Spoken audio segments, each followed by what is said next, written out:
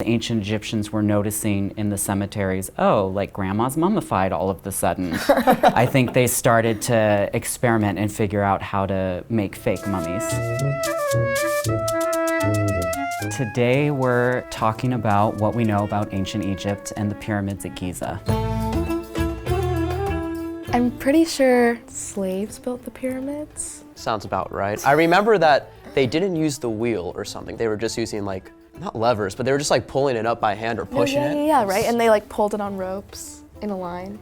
This is our first common misconception about how the pyramids at Giza were built. We actually know that it was a group of ancient Egyptians who built the pyramids and not by force. But you're right in that a lot of the stones were actually moved with manpower, and there was no wheels, and a lot of sledges and everything were used to transport the stones to build the pyramids. So were the ancient Egyptians, this was their job to build these pyramids? Basically, we think that the Egyptians did it in service to the king, whoever was building the pyramid at the time. Some archaeologists like to think that perhaps it was like almost like a form of tax, like we do today with our government, that these men and potentially women would go and actually build the pyramids as like tribute to the king and as a form of tax.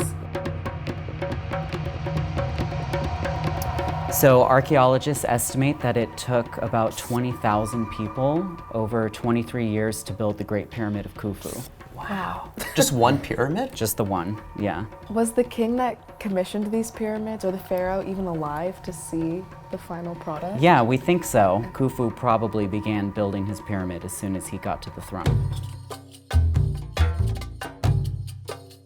I think the pyramids were built to house the pharaoh's body after they died. Their main purpose was to serve as a tomb for the dead king. He was buried in there, all of his funerary offerings and treasures were also put inside the pyramid as well. But these pyramids also served as like a display of the king's power, right? You have this monumental structure out in the middle of the desert, and all the ancient Egyptians could see it from miles away and stuff. And so it served as a type of reminder to the people of who was in charge and who was king. So when they're building the pyramid, is it just building around one room where the king would be buried, or do they have other rooms with other things in them? Is it like a house, or is it more just like one tomb? Inside each pyramid, there's a series of rooms that were used to house the mummy of the king, to hold his funerary offerings and stuff. And these pyramids almost served as a transformation machine to like help aid the pharaoh go from the world of the living into the world of the dead. Because of that, is there any like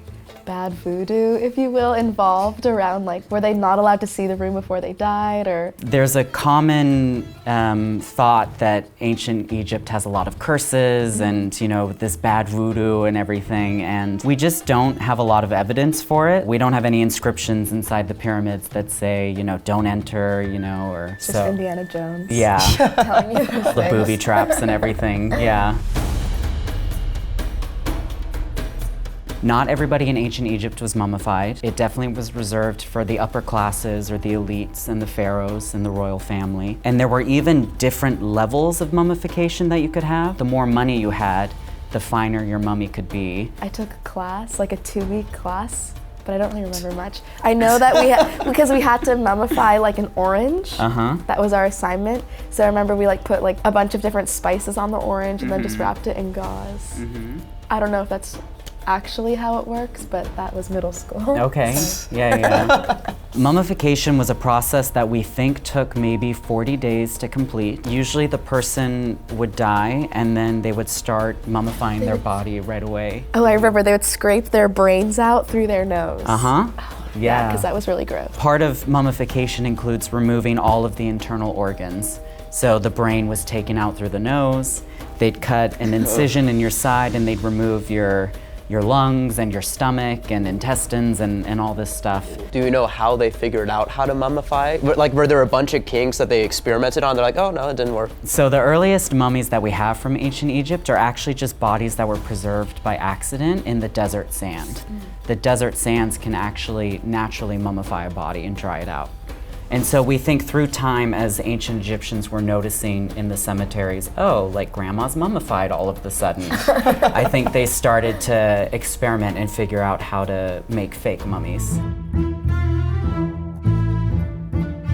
So as an Egyptologist, part of what I have to study is the hieroglyphic language of the ancient Egyptians. I can read and write hieroglyphs. Didn't they have 2 languages? One language that was reserved for like special documents and things. Is that true? Throughout Egyptian history, what's pretty common is the nice hieroglyphs. So all what we think of like the nice pictures and stuff were written on tomb walls, on the walls of temples. But then they had a different kind of script called hieratic, which is almost like cursive hieroglyphs. So it's like a shorthand of the nice pictures and stuff. Okay. And those were for more like administrative documents, love poetry, letters between people. So yes, in a way there is a more formal writing and a more informal writing of the language. There's a lot that goes into making the pyramids, and you know. And a lot that we still don't know. Yeah. Which is interesting. Well, this was so great, and I'm really glad I got to sit down with you guys and chat about the pyramids.